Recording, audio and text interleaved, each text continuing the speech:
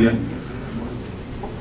licenciado en Derecho por la Universidad de Guanajuato, ha realizado estudios de maestría en Derechos Humanos por la Universidad Nacional Autónoma de México, en Derecho Procesal Constitucional en la Universidad Autónoma de Nuevo León, en Administración de Justicia en la Escuela Judicial del Poder Judicial del Estado de Zacatecas, máster en Estado de Derecho Global y Democracia Constitucional por la Universidad de Génova, Italia. Actualmente realiza estudios de doctorado en la Universidad de Durango. Es asesor externo de la Comisión Estatal de Derechos Humanos del Estado de Nuevo León y se desempeña como abogado postulante en la firma jurídica Villarreal, Bermúdez y Valeriano. Vamos a darle el uso de la voz y le recibimos al maestro José Antonio Bermúdez Madrid con un fuerte aplauso.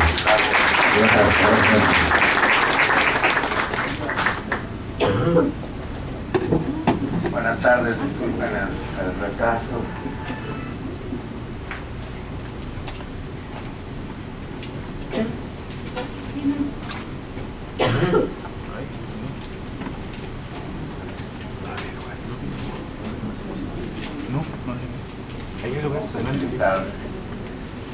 Esta por lo pronto.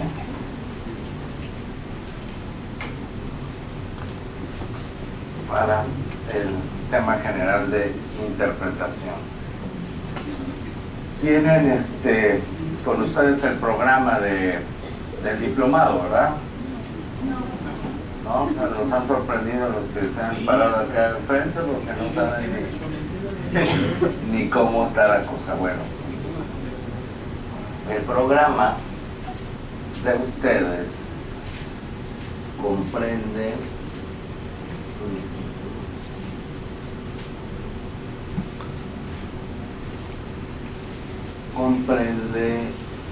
no lo tengo, pero en mi celular sí lo tengo.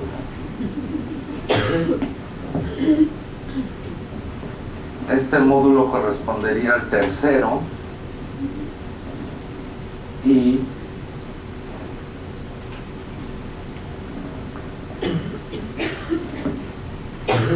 para que se den una idea de cómo está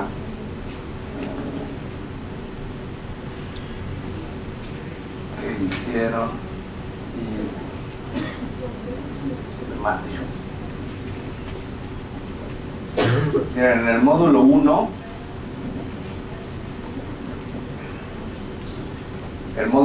debieron ver concepto y naturaleza de la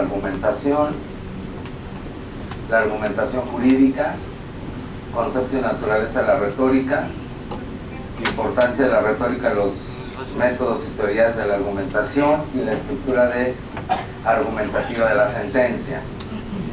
Sí vimos todo eso, ¿verdad? ¿No? Módulo 2, la lógica, juicio, razonamiento y silogismo, la prueba y la demostración, la argumentación racional, análisis, comentario y ejercicios prácticos sobre reglas para argumentar mejor, los conectores y otros conectores usuales. Entonces vamos bien. Ahora nos toca ver el concepto de interpretación, tipos de interpretación, la interpretación judicial y sus características, la interpretación de hechos e interpretación de normas, creación, interpretación y aplicación de normas, descripción y justificación y ejercicios prácticos. Y finalizaremos el día de mañana con el tema de las sentencias. Entonces vamos a empezar con el tema de la interpretación en términos generales. ¿Cuáles son los conceptos fundamentales que vamos a utilizar en el tema de la interpretación? Los que vinieron ayer a la plática de interpretación constitucional van a encontrar muchas similitudes, tantas o a tal grado que se trata de la misma presentación de ayer, solo en los términos de la generalidad de la interpretación. La interpretación, los conceptos fundamentales es qué es interpretar, cuál es el objeto de la interpretación, los fines de la interpretación, constitución y de qué hablamos cuando hablamos de interpretación. Empecemos con esta definición general de la interpretación extraída de Gadamer. La interpretación, dice él, es en cierto sentido una recreación, pero esta no se guía por un acto creador precedente, sino por la figura de la obra ya creada, que cada cual debe representar del modo como él encuentra en ella algún sentido. Ahí está la cita bibliográfica de la definición. ¿Cómo ven? ¿Les llena esta definición? ¿No? ¿Qué dicen? ¿Sí le llena, licenciada? Comprendemos a cabalidad lo que nos dice Gadamer de la interpretación en general, que se conoce como hermenéutica. Prácticamente la interpretación se da en todos los escenarios donde exista una obra, con independencia de qué tipo de obra se trate. Puede ser una obra literaria, puede ser una obra musical incluso. Y en nuestro terreno, en el terreno jurídico, ¿qué obras vamos a interpretar? En el sentido de Gadamer. ¿Qué es lo que interpretamos en el derecho? Leyes, códigos, doctrina, jurisprudencia, principios generales. ¿Qué otra cosa? No se olviden de Tarufo.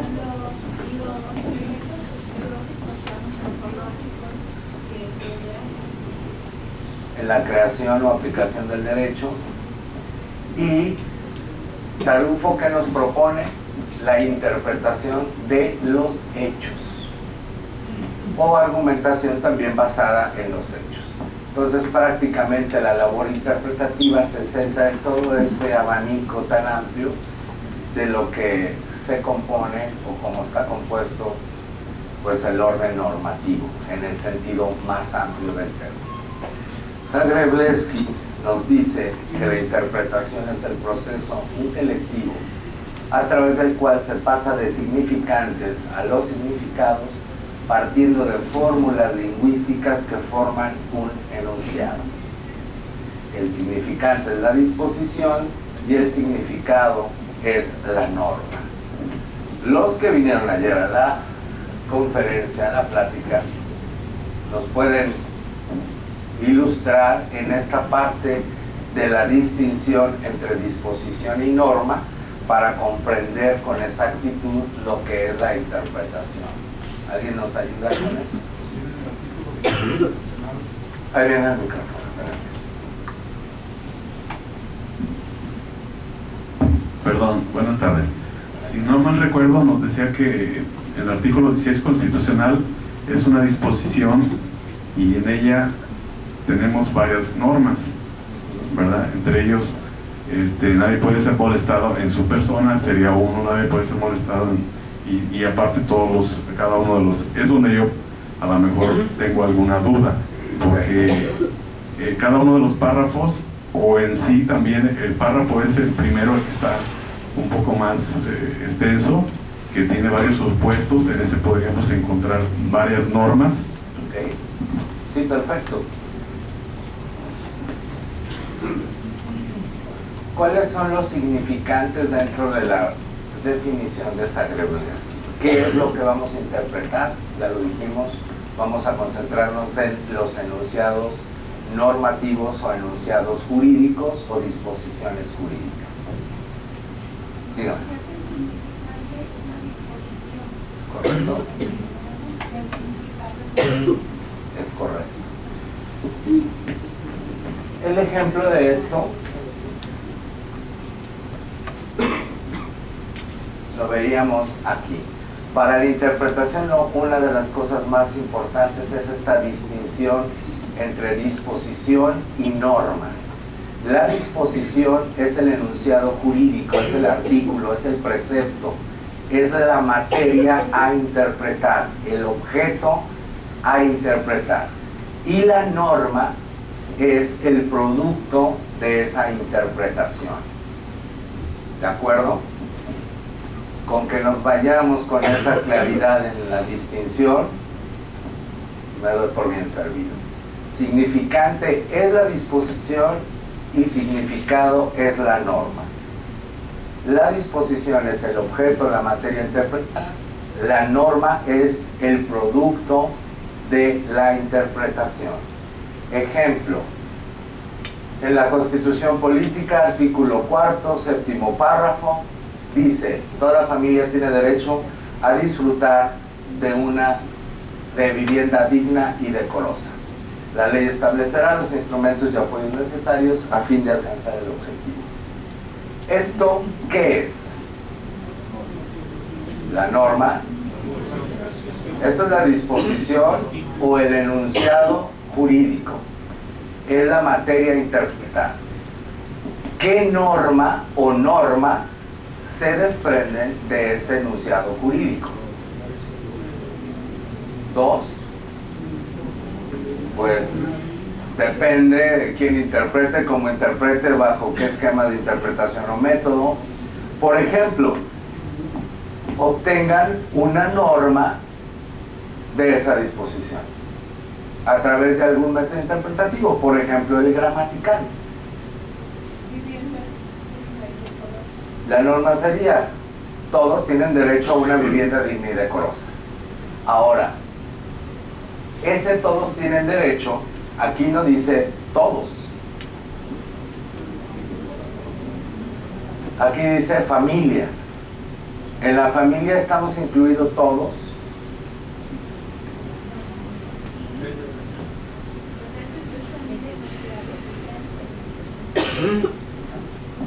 Si extraemos la norma, como lo acaba de mencionar la abogada, todos tienen derecho a una vivienda digna y decorosa.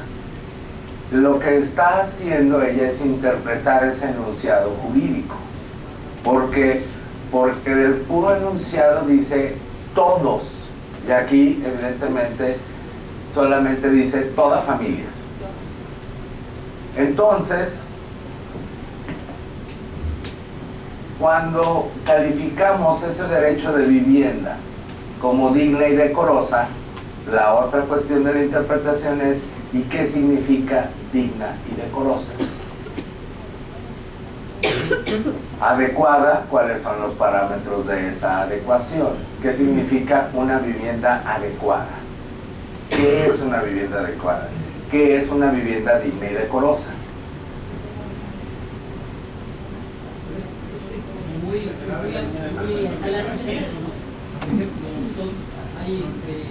vamos a llamar las constructoras que dicen: vamos a hacer edificios para que los trabajadores vivan. ¿Sí? ¿Lo escucho?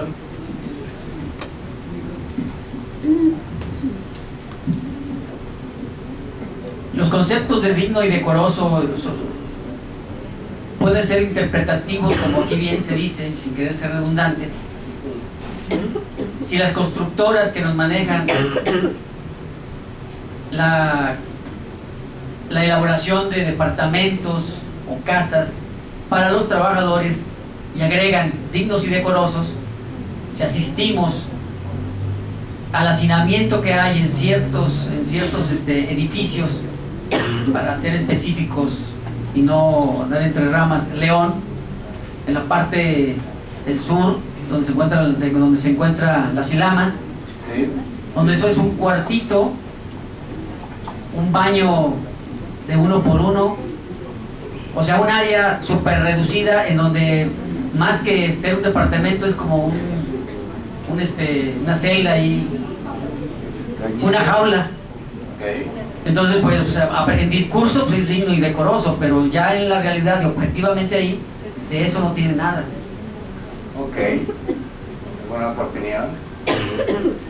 Esta es una sentencia, no sé si se alcanza a visualizar, que toca el tema precisamente de la vivienda. Los hechos son estos. Para tener con claridad ese sentido de disposición y norma. Los hechos son: el 8 de agosto de 2008, el quejoso demandó a los vendedores la declaración judicial de nulidad absoluta del contrato de promesa de compraventa y demás prestaciones legales derivadas de la suscripción de dicho acuerdo de voluntades, manifestando como sustento de la acción que había existido un error en el objeto determinante de la voluntad, ya que el quejoso había pretendido adquirir un departamento con 2 recámaras habitables. Estos derechos de autor. Así como la ilicitud en el objeto indirecto del contrato por edificarse en contra de disposiciones de orden público. Se va a la apelación, pierde, etc.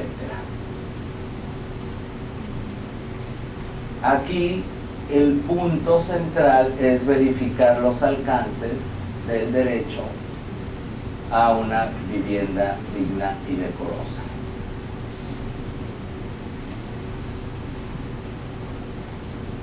Estudios de fondo son fundados, etc., en los que aduce que el tribunal colegiado del conocimiento omitió interpretar el derecho a una vivienda digna y decorosa que establece el artículo 4º constitucional a la luz de los tratados internacionales, dado que se limitó a establecer su alcance a la luz de la exposición de motivos de dicho precepto constitucional, concluyendo que solo es aplicable a la vivienda popular. ¿Se acuerdan lo que decíamos ayer?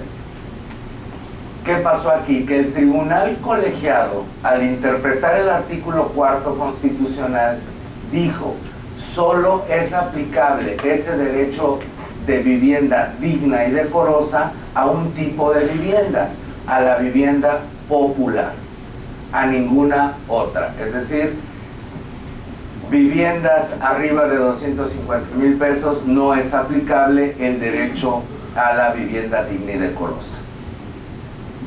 Dice, en ese tenor corresponde a esta primera sala determinar si es correcto o no que el derecho fundamental a una vivienda adecuada debe exclusivamente limitarse a la vivienda popular. Y empieza el estudio, transcribe la disposición jurídica, ahí la tenemos. ¿Sí se alcanza a ver desde atrás o aumentó el tamaño de la vivienda? Transcribe la disposición a interpretar y empieza con un tipo de interpretación en ese párrafo, refiriéndose a la realizada por el tribunal colegiado. ¿Qué tipo de método interpretativo utilizó el colegiado para llegar a la conclusión de que el derecho a la vivienda contenido en el artículo 4º solo es predicable de la popular?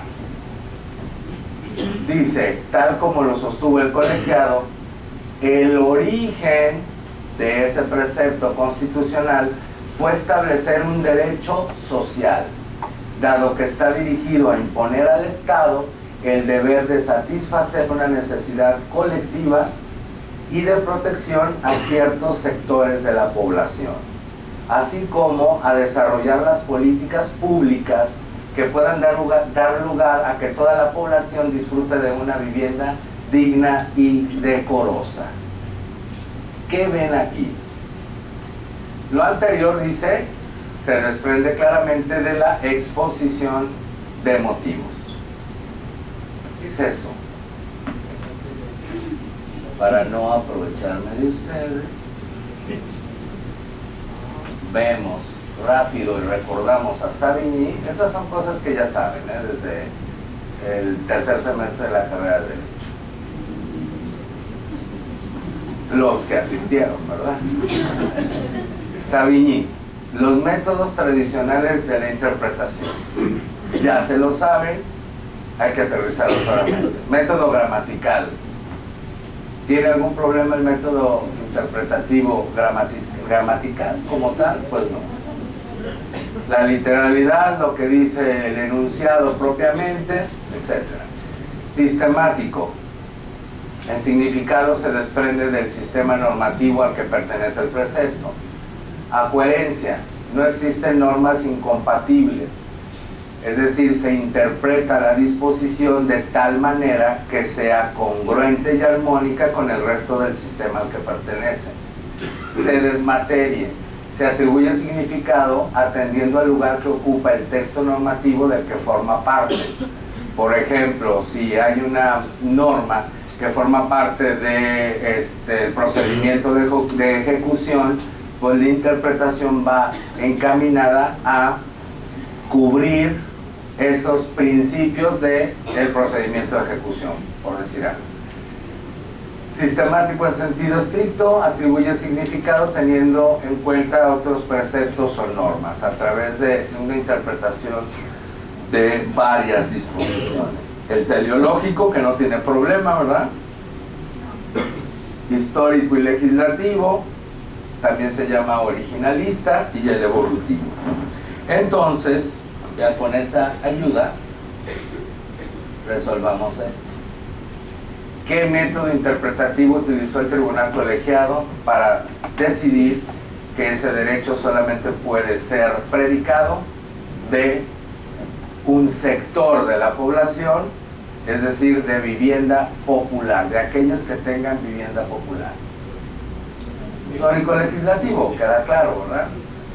Se va a la exposición de motivos y dice, bueno, se genera ahí. Y fíjense, dice el colegiado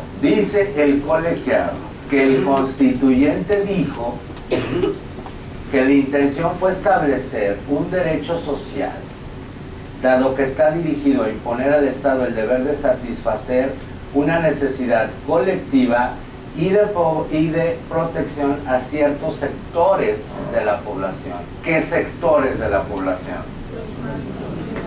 Los más vulnerables, los más desprotegidos, los menos beneficiados, etc. Así como desarrollar políticas públicas que puedan dar lugar a que toda la población disfrute de una vivienda digna y decorosa. ¿Qué pasa con esta última parte? Aquí se incluye ya todos, ¿no? Lo que está diciendo es que finalmente el constituyente establece en esa disposición normativa una directriz, es decir, el establecimiento de políticas públicas para que toda la población, o sea, ya no solo los sectores menos favorecidos, disfruten de una vivienda también digna y decorosa. ¿Parece contradictorio o no? ¿Sí, no? ¿No? Por un lado dice, solamente podemos cuidar la vivienda de ciertos sectores, pero al mismo tiempo voy a lanzar políticas públicas de viviendas dignas y decorosas para toda la población. No nada más los sectores menos desprotegidos. Ahora, el artículo 4 constitucional habla de familia. ¿Y qué pasa cuando se trata de una persona soltera? Que no tiene pareja, que no tiene hijos, que vive sola. Como aquí la abogada. ¿No? ¿Usted no vive sola? Se volteó a ver ahí la compañera, como tú, que vive sola. Esa persona tiene derecho a la vivienda digna y decorosa, porque podemos decir que una persona que vive sola, sin hijos, sin pareja, es una familia. Entonces, esa persona no tiene este derecho. Pero el texto constitucional dice toda familia. Y en los textos, también en el propio texto constitucional, en otros artículos, habla de toda persona. Y aquí hace la distinción entre toda familia. Toda familia.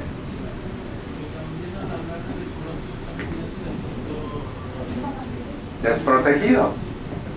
Pues sí, eso es lo que al parecer hizo el tribunal colegiado. Bueno, eso no lo hemos resuelto si es para todos o toda familia. ¿Una persona sola puede ser una familia? Pero no tiene derecho a la vivienda, a pesar de no ser familia. Pero si el constituyente, con el propósito de elevar al máximo rango jurídico el derecho a la vivienda, la ampliación de ese régimen democrático y la elevación del nivel de vida. En este último aspecto se incluye la lucha por satisfacer, esta es la exposición de motivos, las necesidades elementales, casa, vestido y sustento, así como conquistar el acceso a los bienes de la civilización y bla, bla, bla. En el caso, dice, de la elevación del nivel de vida, no hemos alcanzado siquiera la satisfacción de las necesidades mínimas elementales. Elevados porcentajes de compatriotas sufren de subalimentación, carecen de servicios médicos y asistenciales y no tienen acceso a una vivienda decorosa. En la exposición de motivos no habla de familia, habla de compatriotas. Y este problema, dice, particular,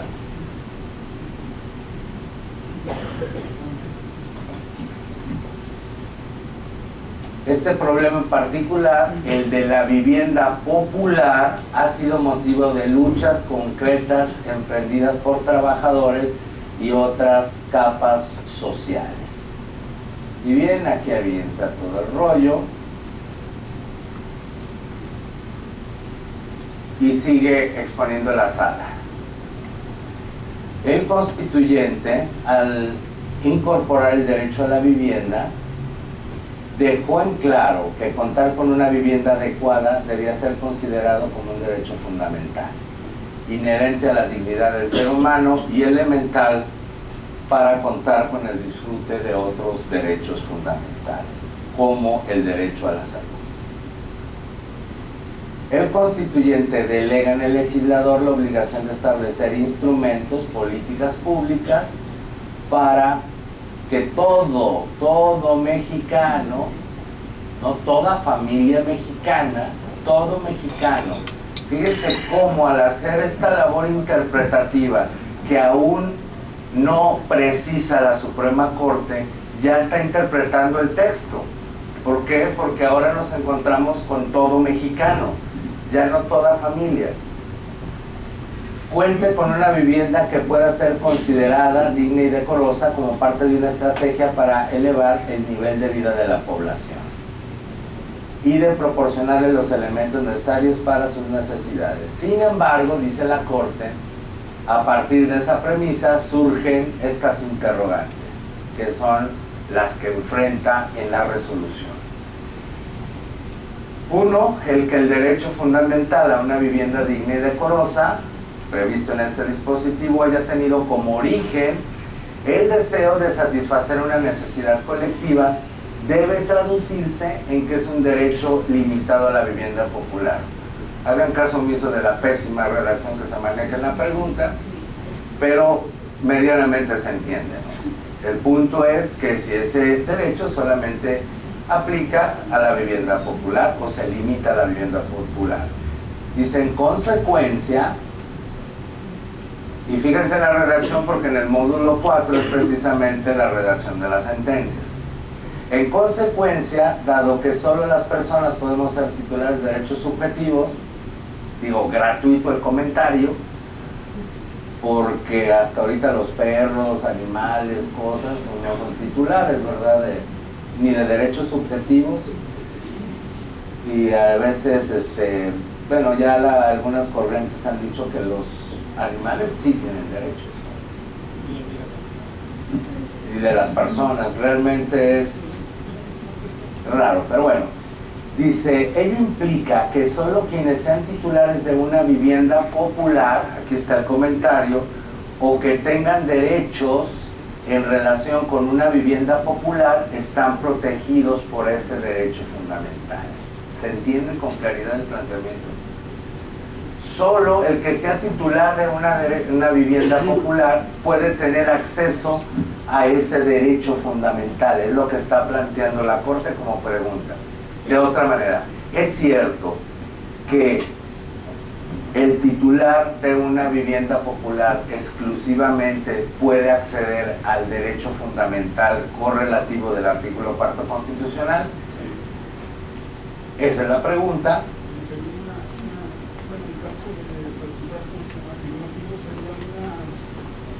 Interpretación restrictiva, estaría restringiendo los derechos. Claro. Y estaría restringiendo los derechos de todos los mexicanos. Claro. Y eso es lo que resuelve la Corte. Dice, o quizá lo contrario, esto es, que solo quienes carecen de una vivienda son titulares del derecho fundamental a la vivienda. Si tú ya tienes vivienda, no tienes ese derecho. Se crearía un absurdo. Dice, pero entonces, bastaría con un pero o un entonces, partiendo de dichas premisas, ¿cuál es el contenido de ese derecho fundamental? Esto es, el derecho a la vivienda digna y decorosa se satisface al contar con un lugar cualquiera para vivir, independientemente de sus características, o el objetivo perseguido por el constituyente se traduce en un derecho mínimo. Y ese es el estudio que emprende la Sala. Reconoce la existencia en esta segunda parte del derecho a la vivienda en los tratados internacionales, citas, observaciones generales, etc. Y llega algunos comentarios del alto comisionado. Diversos comités de la organización han establecido diversas pautas de lo que se entiende por vivienda adecuada, y fíjense cómo señalan los lineamientos de esa vivienda digna y decorosa. Se señaló, dice, que las viviendas, una vivienda adecuada, tuviera acceso al agua, lo que decían por acá de los servicios, agua, electricidad, luz, calefacción, en caso necesario, un área para asearse, un área para cocinar, una despensa, ventilación, lo que hablábamos ayer de las ventanas, y servicio de drenaje, así como acceso a la prestación de servicios como recolección de basura, transporte público, servicio de ambulancias o de bomberos, servicios de salud y escuelas. Esto es lo que a nivel internacional impone. Y luego, desde 1961, se establecen vía recomendación unas normas mínimas que deben respetar las viviendas de los trabajadores. ¿Cuáles son? Estas: abastecimiento de agua, instalaciones adecuadas de carácter sanitario, cocina, ventilación, lavado, despensa, luz natural e iluminación artificial. Asimismo, dice, la vivienda destinada para trabajadores solteros o separados de sus familias sea colectiva. Cada habitación debe tener medios convenientes de ventilación. Ya hay unas especificaciones sobre medidas, etc. Dice la Sala, lo anterior nos permite arribar a una primera conclusión, en el sentido de que el derecho fundamental de la vivienda sí está reconocido en la Declaración Universal de los Derechos Humanos, Pacto Internacional y los órganos competentes para la interpretación de este último. Y luego hace un acotamiento. No obstante, dichos lineamientos no son vinculantes para este alto tribunal, pero, señala, son útiles para conocer cuál es la evolución que ha tenido ese derecho fundamental. Y conforme a lo aquí expuesto, es posible que la vivienda adecuada en nuestro país, por interpretación de la primera sala, debe reunir estas características. 1. El derecho fundamental a una vivienda adecuada se debe garantizar a todas las personas, solteras, casadas, viudas, divorciadas, juntadas, no juntadas, lo que sea. 2. No se debe interpretar en un sentido restrictivo. Para que una vivienda se considere adecuada, requiere contar con los elementos que garanticen un nivel mínimo de bienestar aquí en la Vite. Un nivel mínimo de bienestar, ojo con esto. Eso además debe ser interpretado. ¿Cuál es ese nivel mínimo de bienestar? ¿Cómo podemos exponerlo? ¿Cómo podemos objetivizarlo? ¿De qué forma? ¿Quién me dice que es un... No, el nivel mínimo de bienestar. ¿Qué es eso de nivel mínimo de bienestar?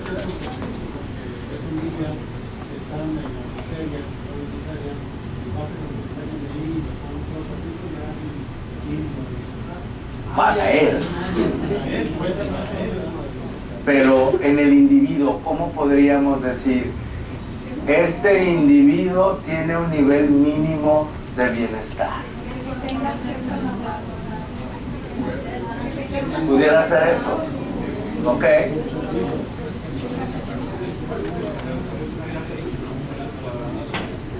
¿Claro? Ahí vemos, aquí en la Vite, esencialmente una infraestructura básica adecuada que proteja de la humedad, la lluvia, el viento. Digo, esto de la lluvia, el viento es, no estamos en la tribu, ya estamos en una cuestión civilizacional. Mira por ahí. Es que no se oye. Bueno, esto es muy subjetivo, como les digo, con estas lagunas que a propósito el legislador se las pasa no sé por dónde. Le comento en relación a lo que dice que tiene que ser mínimo, pues más que nada lo que se está refiriendo es en esparcimiento, en su entorno. Yo así lo interpretaría, porque obviamente si estamos hablando de una vivienda digna y decorosa, se presume que debe de tener los servicios, aunque haya por doquier que estén haciendo viviendas sin los servicios, ¿sí? Por eso la existencia de inmueble, por eso la existencia de todas estas cuestiones, ¿sí? Entonces, sinceramente, todo esto, como yo le comentaba ayer, viene en relación a la convención, ¿sí? ¿Qué es el sentido? El tema ya lo empezamos a ver. Permíteme terminar. Y me parece muy interesante su punto de vista, pero me parece más interesante. No, sí, pero permíteme terminar. Adelante. Entonces, el mínimo yo es que ahí es donde yo veo que tiene que ser lo más elemental, que tenga su entorno, su espacio. Por ejemplo, si estamos hablando, como lo pone aquí, de una familia, que el niño que ya esté no sé, me quiero imaginar ya en un grado escolar, tenga un espacio que le permita dónde hacer la tarea, ¿sí? Claro. Me quiero imaginar que no lo haga arriba de la cama. Aquí, por ejemplo, es lo que trata de señalar la Corte es precisamente eso. Riesgos estructurales, evitar esos riesgos, instalaciones sanitarias y de aseo, un espacio especial para preparar e ingerir los alimentos, espacio adecuado para el descanso, pero otra vez volvemos a lo mismo, adecuado, qué medidas, etcétera, iluminación y ventilación adecuadas, acceso al agua potable, electricidad, drenaje, y ahí le podemos aumentar lo que la imaginación nos dé, seguridad, que tenga climas, que tenga 2 mini split, con calefacción, frío y calor. Podemos irnos hasta donde queramos. Luego dice, los estados deben adoptar una estrategia nacional de vivienda para alcanzar ese objetivo, así como tomar e implementar medidas legislativas, administrativas, presupuestarias y judiciales adecuadas para la realización plena de dicho derecho. Ojo con esto, medidas judiciales. ¿Qué está diciendo la Corte con eso? Entendemos que una política pública puede estar encaminada precisamente al cumplir los objetivos del pacto y dar vivienda a todos. Pero, ¿eso cómo lo vamos a trasladar a una medida judicial? ¿Qué pudiera ser una medida judicial tendente a lograr el objetivo de una vivienda digna y decorosa. Suspensión de obra, que nos reúna un amparo como de qué, o para qué el amparo. Por ahí alguien mencionó el amparo. Un amparo que puede ser administrativo contra la forma o la facultad de Dios, por ejemplo, lo que está pasando en México. En Santa Fe. Exactamente. Pero ahí, por ejemplo, independientemente no se avisa. Pero ahí me puedes contra el Estado, tú autorizaste el planteamiento de este terreno, no era la ciudad, y tú lo autorizaste. claro, Y tú tienes que proteger esto. Atendiendo a este cuadro, yo creo que aquí hay que entender que independientemente de eso, ese va dirigido también a una obligación de estatal. Tú tienes la obligación de cuidar en política esto, y no podemos seguir construyendo casas de la Infonavit, ¿verdad? claro. De Ahí el 4 por 4. punto es que la pregunta ha sido, fíjense cómo la planteamos, medidas judiciales. El amparo, cualquier procedimiento no es una medida judicial. ¿Estamos de acuerdo en eso? Entonces, ¿qué nos está dando la Corte con esta pauta? Por eso les decía, ¿qué medidas judiciales? Esto que acaba de hacer la Corte aquí, de adoptar una estrategia, alcanzar el objetivo, implementar medidas judiciales para alcanzar ese fin. ¿Qué nos está diciendo la Corte? Nos está dando la Corte una pauta interpretativa, es decir, yo considero, maestro, que nos da la pauta irnos a la medida judicial, porque posiblemente en el caso que están poniendo en el de Santa Fe, que como históricamente los que saben o han leído, ahí era un relleno sanitario hace mucho tiempo y bla bla bla, entonces lo que construyeron ahí ya saben en qué construían, pero si ya se agotó la medida primero legislativa que el legislador no contempló en la ley para poder construir, o esa medida, casa digna, o lo que estamos tratando, entonces viene la administrativa, y como lo vemos ahí, se saltaron los permisos administrativos, y luego ya te pasas a otra, entonces lo único que te queda es la medida judicial, como usted dice, vía del amparo, para que el juez... Es ahí donde viene el comentario. El amparo, la demanda de amparo, vaya, no es una medida judicial. La medida judicial se refiere a la reacción que deben tener los órganos jurisdiccionales, sean de amparo, sean de justicia ordinaria, sean los que sean, los tribunales contenciosos, frente a escenarios donde se discuta el tema de vivienda.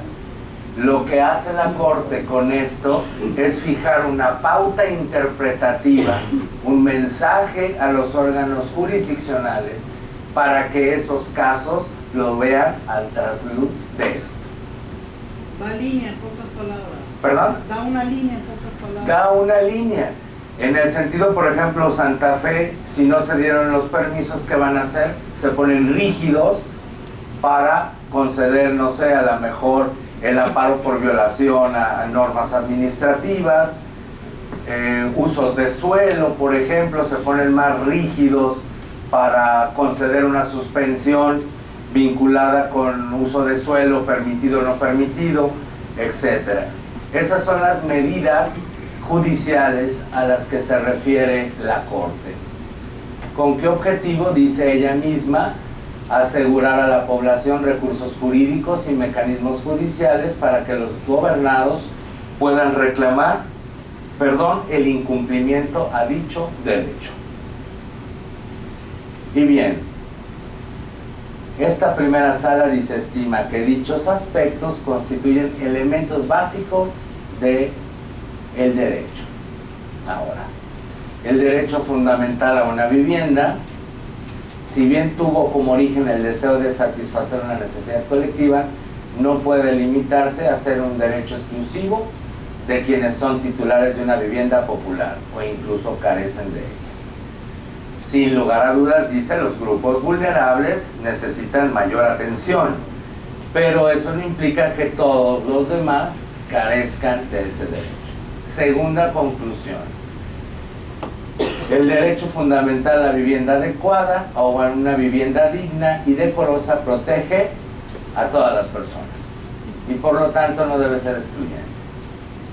Lo anterior fue reconocido ya por la propia Corte, en la que sostuvo que el derecho a tener una vivienda digna corresponde en principio a todo ser humano individual, en lo individual, por ser una condición inherente a su dignidad, sin desconocerse que es también una necesidad familiar básica.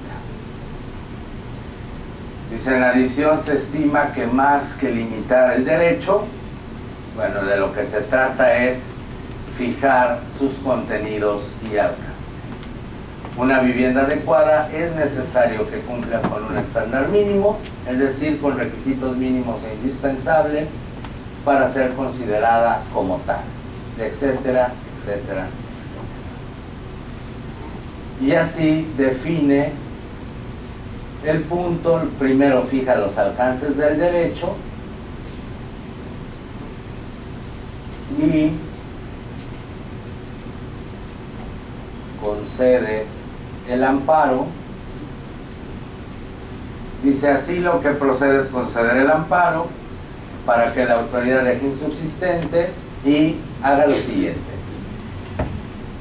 si el departamento objeto de la litis cumple en forma estricta con la normatividad aplicable, si existe prueba fehaciente de que el vendedor hizo conocimiento del comprador en forma clara y expresa, con anterioridad tal que el inmueble no tendría ventanas que dieran al exterior en la recámara número 2. Aquí la discusión era que faltaban recámaras en esa casa. Ventanas, perdón. Y solo en caso de que ambas cuestiones resulten positivas, determine que la acción es improcedente.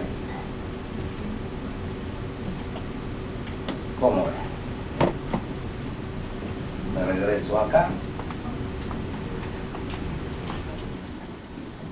Y parece que está claro este tema de significado, disposición y significante, disposición y significado norma. ¿Queda alguna cuestión de duda en ese punto?